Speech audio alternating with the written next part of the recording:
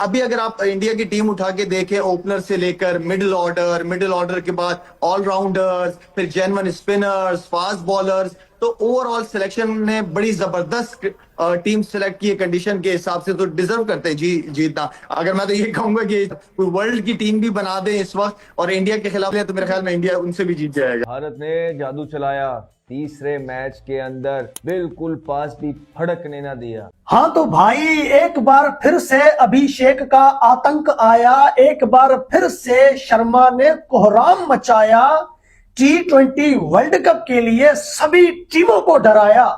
क्या यार अभिषेक तेरा आतंक। सुना भाई, क्या धासु किस्म की यार अभिषेक शर्मा ने बैटिंग कर दी है और सेकंड फास्टेस्ट 50 जो है वो अगेंस्ट आज न्यूजीलैंड के अगेंस्ट जो उन्होंने ना 14 बॉलों में बना के अपने ही जो उनके मेंटोर है उनका रिकॉर्ड 2 बॉलों में रह गया। मगर जैसे कहते हैं जैसा देश वैसा भेस वाला सिस्टम उन्होंने कर दिया। और सूर्य कुमार यादव ओए होए होए होए, और इनका स्ट्राइक रेट भी बहुत हाई था, मतलब 225 का स्ट्राइक रेट था, जो कि एक मतलब उस वक्त में जैसे इन्होंने खेला है ना, मतलब इन्होंने यानी कहते हैं लाठी चार्ज करना, जबरदस्त, बहुत अच्छा खेला है। प्लस मुझे लग रहा है कि कोई कोना ढूंढ रहे थे कि यार मिल जाए हम छुप जाएं, क्योंकि सूर्य कुमार यादव आफ्टर 10 बॉल जो शुरू हुआ है ना, फिर नहीं वो रुका। एक होता है बजाना, एक होता है ठोकना, एक होता है गले में पटा डाल के कुत्ते की तरह घुमाना। वो हाल किया है भाईजान इंडिया ने न्यूजीलैंड का, और एक साइड में हम पाकिस्तानी है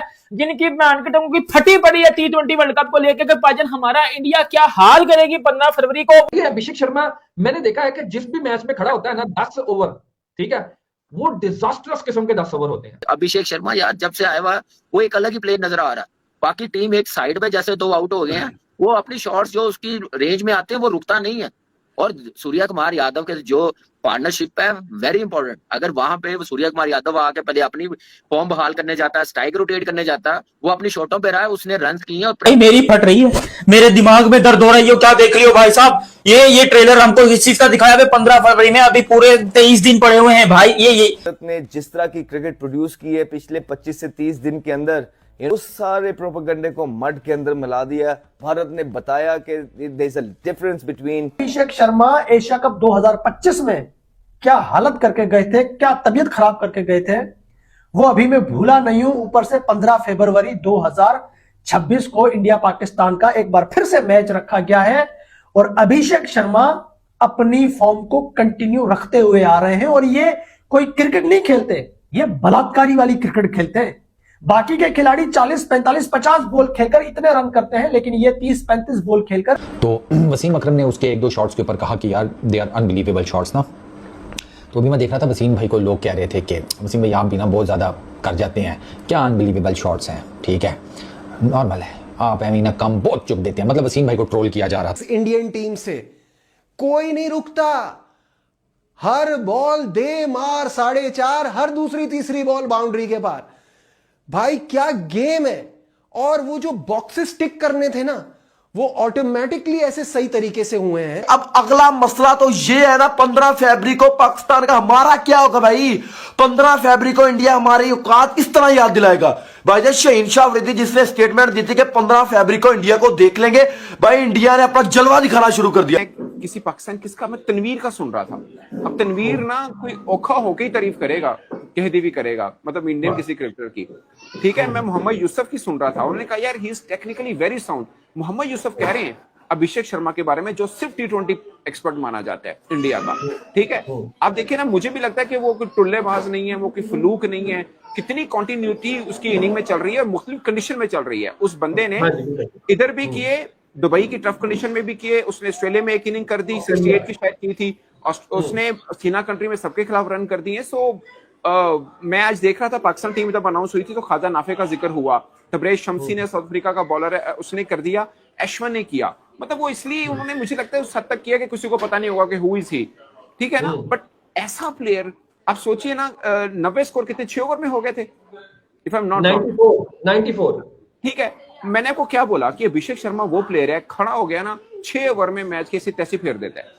उसको 6 ओवर चाहिए और वो इंडिया को भी ये पता है कि ये 6 ओवर चाहिए। और 5 में से 5 मैचेस की सीरीज में 3 मैच में 2 मैच में मिल जाए तो अकेला बंदा 2 मैच जितवा रहा है, तो और क्या चाहिए। और आपने संजू की बात की है, आपको याद होगा जब संजू और अभिषेक शर्मा की ओपन की बात हुई थी, मैंने आपको क्या कहा था कि आपको ये भी हो सकता है कि पावर प्ले में 2 आउट हो पे हों, और ये भी हो सकता है कि पावर प्ले में 6 में 100 स्कोर भी हो। याद है आपको मैंने क्या कहा? अच्छा, दोनों का स्टाइल ऐसा है। अब सोचिए, जब अभिषेक शर्मा बैटिंग कर रहा है, 0 पे 1 आउट है और वो बैटिंग कर रहा है। अब ऊपर से आप शुरू करें, Henry 1 over 16, Duffy 1 over 17, Jameson 1 over 17, सूदी 1 ओवर 11, अगरचे विकेट ले गया वो, बट पॉइंट इज मतलब डेकोरेटेड बॉलर हैं वो न्यूजीलैंड के, और मतलब दे आर वेरी मैच्योर और T20 के ठीक ठाक माने जाते हैं, ठीक है ना। सो ये, बट न्यूजीलैंड की टीम के ऊपर भी बात हो सकती है। बट मैं आपको एक बात बताऊं, न्यूजीलैंड को हम बड़ा रेट करते हैं, मैं आज भी रेट करता हूं, they are the best side, but New Zealand against Australia, New Zealand against England and now New Zealand against India बुरी तरह एक्सपोज हुआ है। हमें मारा है, बुरी तरह से मारा है, इसमें कोई शक नहीं। हम एक ही मैच जीते थे, मगर और अपने पल्ले की टीमों के खिलाफ बुरी तरह से वो हारे भी हैं। आप इनको ये नहीं कह सकते उनका वो प्लेयर नहीं है, वो प्लेयर नहीं है। आप देखें, सैफर्ड खेल गया, ठीक है ना। सो कोई आएगा तो कोई निकलेगा भी सही, ऐसा नहीं है कोई नहीं निकलेगा। तो ये एक बात है। बाकी बिश्नोई है, उसने अच्छी बॉलिंग की, वो T20 का लड़का तगड़ा है, लेकिन उनके स्क्वाड में नहीं है वो, बट ही इज गुड। वो पहले वर्ल्ड कप 2021 में आया था इंडिया, आपको पता, मेरे ख्याल इंग्लैंड के खिलाफ 2025 में खेला हुआ, लास्ट जो खेला था, उसके बाद हमको मौका मिला। अब मैं जो मेन आपको कैलकुलेशन बताना चाह रहा हूं कि India from January 2024 till now January 2026, 2 साल कर लें आप, आपको पता कितने मैच हारा है? सिर्फ 2 या 3, 5, 2 मेरे ख्याल। 50 मैच खेला है, 50 मैच खेला है, 43 जीता है, 5 हारा है, 5, ओनली 5 मैचेस। उसमें भी मैं आपको कैलकुलेट करके बता सकता हूं, उसमें भी 2 मैच वो हैं जो हारा है, बाकी में कॉम्बिनेशन चेंज सीरीज जीत गया, कॉम्बिनेशन चेंज के चक्कर में वो हारा है। लड़के आ रहे हैं ना, ईशान को डाला, परफॉर्मेंस आज बोल्ड कॉल थी, वरुण चक्रवर्ती की जगह आप रवि बिश्नोई को खिला रहे थे, उसने उससे ज्यादा बेहतर परफॉर्म किया। अब ऐसा नहीं कि वो वरुण से ज्यादा बेहतर बॉलर बन जाएगा, but the kind of the performance है। न्यूजीलैंड की जो बैटिंग लाइनअप है उसकी फॉर्म लगी हुई है, वो रन्स मार रही है, लेकिन इस विकेट के ऊपर जिसपे घास की लेयर थी, लेकिन ब्राउनिश घास है, डेड ग्रास है, ऐसी डेड ग्रास पे बैटर्स के लिए फायदा होता है क्योंकि बॉल स्लाइड होकर बल्ले पे आती है। ऑफ द पिच पेस कम नहीं होती। जसप्रीत बुमराह वाला बोल्ड याद करो जो उसने किया, उसमें बॉल की पेस ऑफ द विकेट कम नहीं हुई थी, यानी play to the wrong line और वो बोल्ड हुआ। क्या खूबसूरत बोल्ड था जिससे जसप्रीत बुमराह ने आज की शुरुआत की। तो एक तरफ था जसप्रीत बुमराह, एक तरफ था रवि बिश्नोई, और इस सबके बीच में एक ऐसा प्रॉब्लम है जो कि इंडिया काफी दिनों से एशिया कप से फॉलो होता हुआ है, कैचिंग और ग्राउंड फील्डिंग। आज वो भी पिन पॉइंट थी यार, हार्दिक पांड्या ने क्या कैच पकड़ा है, ओए हुए हुए, इट वाज एन एब्सोल्यूट मतलब कहते हैं ना सांस रोकने वाला वो कैच था। डिवॉन कॉनवे, और अब तो ऐसा लग रहा है डिवॉन कॉनवे बनी बन चुका है, मतलब हर्षित राणा का 5 दफा इस पूरे होम सीरीज में आउट कर चुका है, 3 ODIs और ये सब कुछ मिला के 5 दफा। जब हर्षित राणा आ रहा है वो बोल रहा है तुम इधर आ जाओ, मैं तुम्हें नहीं छोड़ूंगा डिवॉन कॉनवे, तुम CSK की तरफ से जितने भी रन्स मारो मैं तुम्हारा क्रिप्टोनाइट हूं। But phenomenal bowling, excellent fielding, great body language, team की जो मैनेजमेंट की या जो डिसीजंस हैं वो भी एक्सीलेंट। लेकिन लोग वो है ना कि हमारे यहाँ कीड़े निकालने के तो मास्टर हैं, लेकिन रवि बिश्नोई से शुरुआत करते हैं। जिस तरह रवि बिश्नोई ने आज अपने आप को पूरा पोस्ट किया, इस सब के बीच में he got done with the figures of 18 in 4 overs with 2 wickets. It was an excellent comeback. और जिस तरह मैंने पीछे बोला कि कुलदीप को ओवरशैडो करना सिर्फ स्टैट्स के पॉइंट ऑफ व्यू से नहीं, अपनी बॉलिंग की वजह से, great accuracy, bowled wicket to wicket, occasional googly भी आ रही थी, कोई फ्रीबीज नहीं थी बैटर के लिए, और एक एक्सीलेंट किस्म का स्पेल रवि बिश्नोई ने प्रोड्यूस किया। अब जसप्रीत बुमराह की हम तारीफ करें तो वो तारीफ करना मेरे ख्याल से वही वाली बात हो जाती है कि बार बार रिपीटेड है, लेकिन आज again he has shown his class. कि पिछले गेम में रेस्ट करवा रहे थे तो लोगों ने बोला अभी इतना रेस्ट कर आ रहा है, ये है फला है, इसको क्या रेस्ट करने की जरूरत है।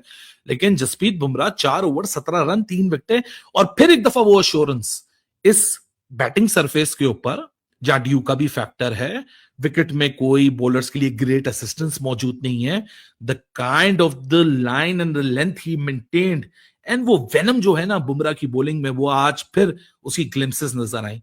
4 overs 17 wickets, 3 wickets, and out of those 4 overs यानी 24 बॉलों में से 11 बॉलें यहां डॉट थी, सिर्फ एक बाउंड्री कंसीड की है जसप्रीत बुमराह ने, और इसी तरह के हालात रवि बिश्नोई के भी थे कि एक बाउंड्री कंसीड की।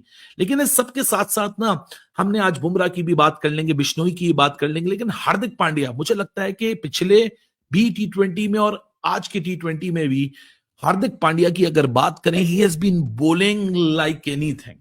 उसकी बैटिंग तो एक एडेड एडवांटेज है, लेकिन आज के फर्स्ट इनिंग्स के खात्मे के बाद ये बात डन है कि हार्दिक पांड्या सारे डिपार्टमेंट में बड़ी फिनोमिनल किस्म की क्रिकेट खेल रहा है, जहां batting, bowling, fielding, and he is proving one game after another. बस ये फिट रहे, इंडिया का जो बैलेंस क्रिएट हुआ है मेरे ख्याल से जबरदस्त किस्म का। और साथ में वो हिटलर के हेयर स्टाइल वाला हमारा शिवम दुबे, इसको किसने मशवरा दे दिया तुम जाके स्ट्रेटनिंग करा लो।